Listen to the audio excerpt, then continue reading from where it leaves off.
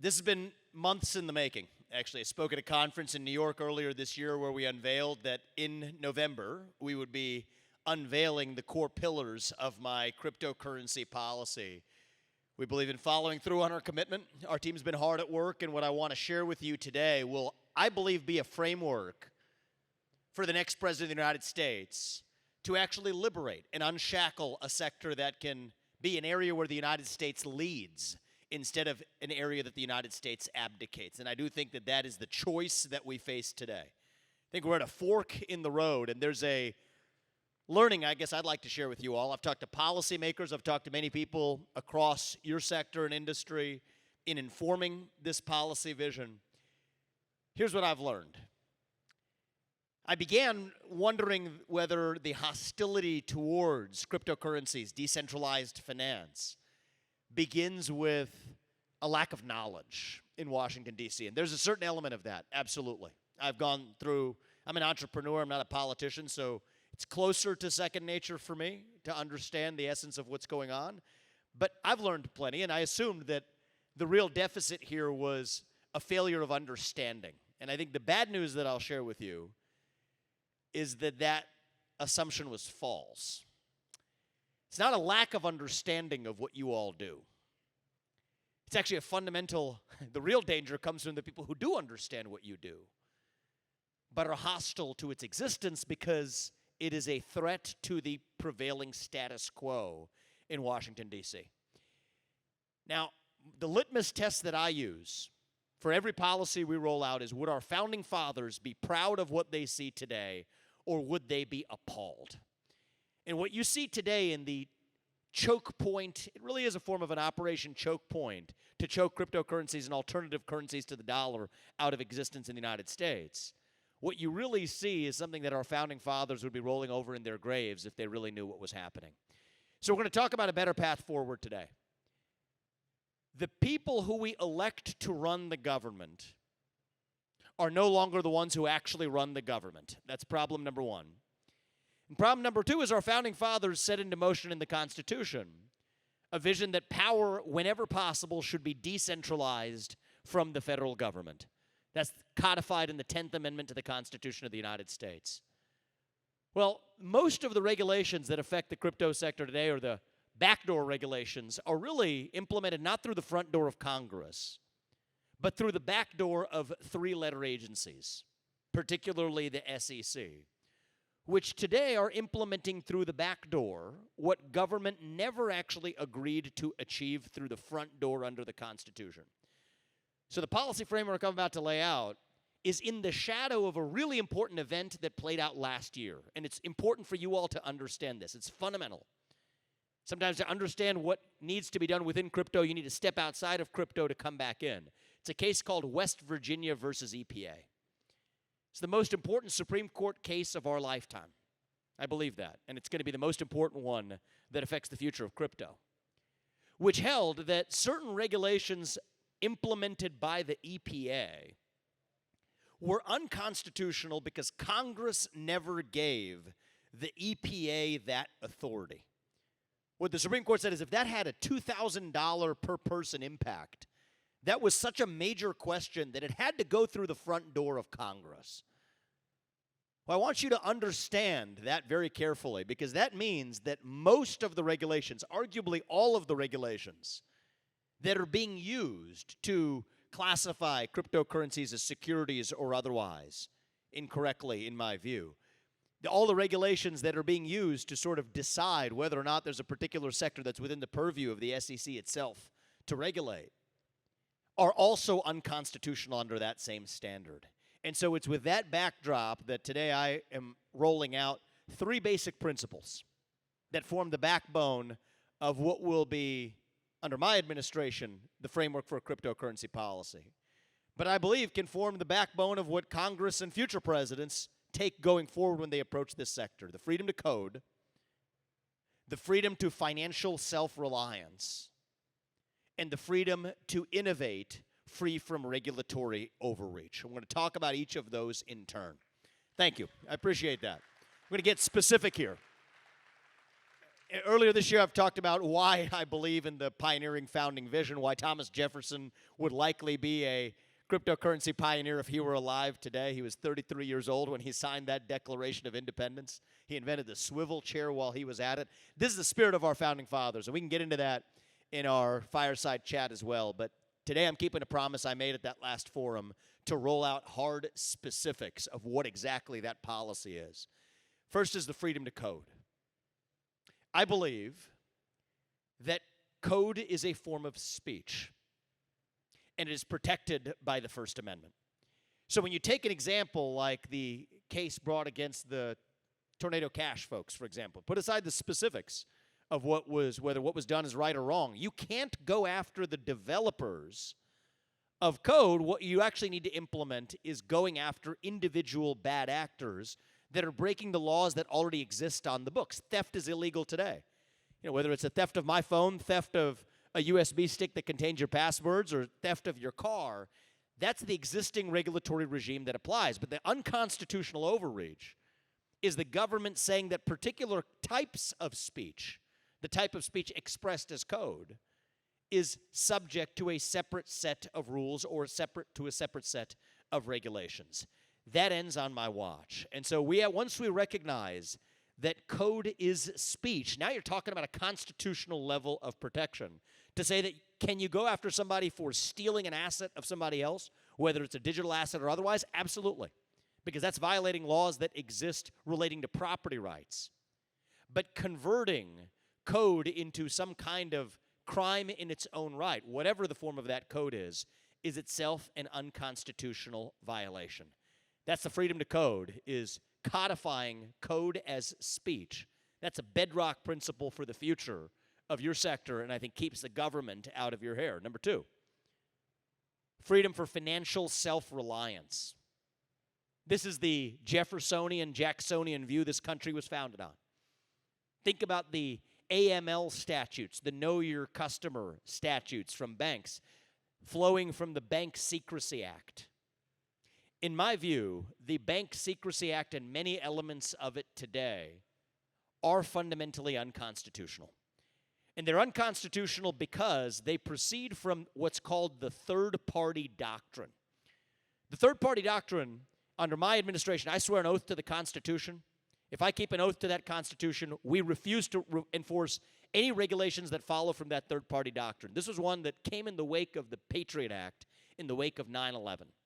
Where they say that if you give your data to a third party, I'll tell you the situation this came up in, but if you give your data to a third party, you have automatically given up all rights to your own data or your own privacy, opening up the regulatory door. So where they use this was for wiretaps, to say that if you initiate a phone call, I call you, and we're using a phone to do it, the conversation that we're having is giving our data, the subject of our conversation, to a telephone company, because the telephone company mediates our call, and then that gives the government then the right to listen to what's going on under certain conditions without a warrant. That is a bastardization of our Constitution. We're not actually turning over that data when we're initiating a phone call from one to another. So recently, in the last few years, the Supreme Court has already begun to call that doctrine into question. That opens up, completely rolling back, the same hook they're using for anti-money laundering regulations or for know your customer requirements that would choke the lifeblood out of this sector. And so what I view is that the Bank Secrecy Act and many of the so-called digital anti-money laundering statutes that are working their way through Congress are fundamentally unconstitutional for the same reason. And when I swear an oath to that Constitution, any regulatory action taken on that premise, on the basis of the third-party doctrine, is also unconstitutional. And let's get very specific. Any regulation that then touches self-hosted wallets will end on my watch. That is a fundamental premise of financial self-reliance. They'll say it's cryptocurrency. Oh, it's crypto, and it's just that we're going to have to operate within the confines of being able to see whether or not you can host a self-hosted wallet. No, then it's not cryptocurrency. And it's more importantly a fundamental breach of the Constitution itself, dating back to, and this is why I'm passionate about this, right? I didn't grow up in your guys' world. I'm a biotech entrepreneur. I've built other businesses, not in the crypto sector. But the thing that brought me in is it's the basis for choking crypto out of existence is actually the basis for choking our other constitutional rights out of existence as well. The same doctrines that allowed the government to listen in to a conversation between two individuals in the wake of 9/11 in the aftermath of the Patriot Act that's unconstitutional. Now, 20 years later, the Supreme Court's getting around to saying so. Well, that's the same doctrine that's being used in the name of anti-money laundering to be able to violate the privacy of transactions between two people who wish to privately transact or to host your own financial resources in the way you choose how. That's something that Thomas Jefferson to James Madison to John Jay would support if they were alive today. And I think we deserve a class of political leadership that once again stands for what our founding fathers would have stood for. Thank you. And that brings me to number 3, the freedom to innovate without regulatory overreach. This is where West Virginia versus EPA comes back. On day 1, as your next president, I will rescind any unconstitutional regulation that fails the Supreme Court's test in West Virginia versus EPA. And to be clear, that will include most, if not all, of the SEC's regulations as it applies to crypto. And the reason is, they never had the power per Congress to do it. The people who we elect to run the government are supposed to be the ones who actually run the government. So I'll be frank with you. If a majority of people in the United States of America show up at the ballot box, vote for congressmen and senators who say they want to ban the existence of cryptocurrencies in the United States, I wouldn't vote for that. But I'm still a citizen of a nation that played by the rules to implement that ban. I'd disagree like hell with it, but I'd still be a citizen of that nation, and that would be the law of the land. We'd have to live by it. That's not what's happening today. That would never happen because what, 25% of people are now transacting in cryptocurrencies already. Americans are naturally a freedom-loving people. We're never going to agree to that kind of legal constraint through the front door. And so what you have is the Gary Genslers of the world implementing that through the back door without any backstop of political accountability. Well, West Virginia versus EPA teaches us, and this is a gift last year, what you need is a president who understands the gifts we've been given by our Supreme Court to actually use it. Not somebody who's given you poll-tested platitudes that are served up by the same managerial class, the same swamp that wants you all not to exist. No. You can't have a president who's duped by this, who understands the toolkit we have to stand for the Constitution, to swear an oath to the Constitution and to keep it, to say that any regulation that fails that test, not just at the EPA, but any other administrative agency, is null and void. I will have every agency on day 1 stand down, day 1, January 20th, 2025, stand down from enforcing any regulation that fails that test. And if that means the enforcement division of the SEC is not going to have much more to do, that's fine. They can go home and find honest work in the private sector. That still is part of the problem, is you got a bunch of people showing up to work who should have never had that job in the first place. They find things to do. 75% reduction in the number of federal bureaucrats on day 1, on year 1, I should say. That's what we're going to get to. Day 1 we'll get started. And that's how you restore honesty and accountability back in a government that's tied to the laws that we pass through the democratic process, not the backdoor shadow government of regulation that we now have affecting your sector and countless others, from the energy sector to drug discovery to every other, impeding innovation in the United States of America.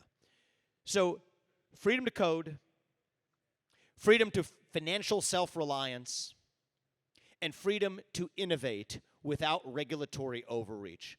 These are the basic principles of a crypto policy framework that's now on our website and everywhere else. You can go into the specific elements of individual policies we're going to support, where we come down on individual cases, the specific cases that are adjudicating the First Amendment protections that should apply to code as expressed through speech. That's what I think you deserve. It's not you who deserve it, though. It's what we deserve as Americans.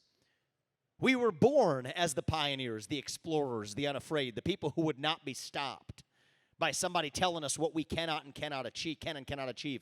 That is the American way. And I think we're going to have to restore that founding spirit in our country. And what I'll say is, what's actually going on at the heart of this is insecurity in the managerial class that runs the government today. I've called for a 90% headcount reduction at the U.S. Federal Reserve because I will put the Fed back in its place to stabilize the dollar as a unit of measurement, measured against a basket of commodities, period. That's part of the reason the dollar is threaten to lose its status as the reserve currency of the world. But what are we doing instead is the people who are in charge, when you're hostile to competition, when you try to stifle an alternative to the current system, what that means is that you're actually insecure in your own value proposition. So as the next president, absolutely, I want the dollar to remain the reserve currency of the world. But the way we're going to do it isn't by choking competition out of existence. I welcome that competition. We should want a president who has enough grounding in self-security in the United States of America to say we are at our best when there's competition to a system where when the dollar is failing, when our national debt's grown to $34 trillion and growing, that it is a good thing that people have an ability to opt out of that system if they wish. And if they choose to do that, then that's a failure of the existing system as it exists. That's the kind of spirit that our founding fathers brought to this country 250 years ago. That's the kind of spirit that I'm going to bring to the White House once again if you all put me there as your next president. Now, and I'll close with this. This goes to the heart of our national identity. It goes to the heart of who we are as Americans. At a moment where we've lost it, actually. You ask people my age, I'm 38 years old. I'm the youngest person ever to run for U.S. president as a Republican. I could tell you, speaking as a member of, looking at many of you, younger than me, members of our generation, we are lost, we are hungry for purpose and meaning. At a time in our national history when the things that used to fill that void, pick your favorite one, patriotism, hard work, family, aspiration, self-confidence, these things have disappeared. When you have a vacuum that runs that deep, that is when the poison fills the void. We've grown accustomed, we've been taught to fill that void by celebrating superficial things like our diversity or our skin-deep differences, at the time where we've forgotten the things that actually bind us together as Americans. And I think one of the things that binds us together as Americans is our shared pursuit of excellence. That idea of merit in America. What is merit? The idea that no matter who you are, you have unique God-given gifts. And America is the country that allows you to achieve the maximum of your God-given potential without anybody, any system, or any government standing in your way. That is the founding spirit of this country. That is what unites us as Americans across our skin-deep differences, across our different shades of melanin, across our genders or sexual preferences. That's the founding spirit that unites us as Americans. And so this is not just about freedom. It's about reviving our national identity itself. Today, our culture of excellence, it has leapt oceans to other countries, and that's where the future of crypto is going too, if we don't do something about it. Our inner animal spirit has leapt oceans to lift up other countries, while other nations' spirit of victimhood has come back to hold us down. And I say when we rallied behind the cry, many of us did, I did, to make America great again, we did not just hunger for any one man. We hungered for the unapologetic pursuit of excellence. That is what it means to be an American. You all embody that in the work that you do every day. And I think that that's part of that spirit we need to revive. Thomas Jefferson, I told you, invented that swivel chair while he was at it. Benjamin Franklin, who also signed that Declaration of Independence, he invented a remedy to the common cold, the bifocal spectacle, the Franklin stove that you all use today. This was invented by our founding fathers. Well, I'll tell you this. If we are going to be saved, it isn't going to be just somebody coming like a Messiah down from the White House to save us. It's not going to work that way. If we are going to be saved, it is going to be because we save ourselves. Every one of us has a role to play. So I'm going to ask you to put me in that White House, but I'm not going to let you off the hook that easily either, okay? I'm going to do my job to make sure the government stays the hell out of your hair so that you can be the founding fathers' actual spirit in the modern era to innovate in whatever way you know how.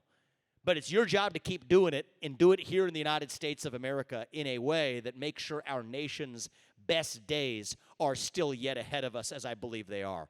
Thank you. I appreciate you guys coming out. We're just getting warmed up.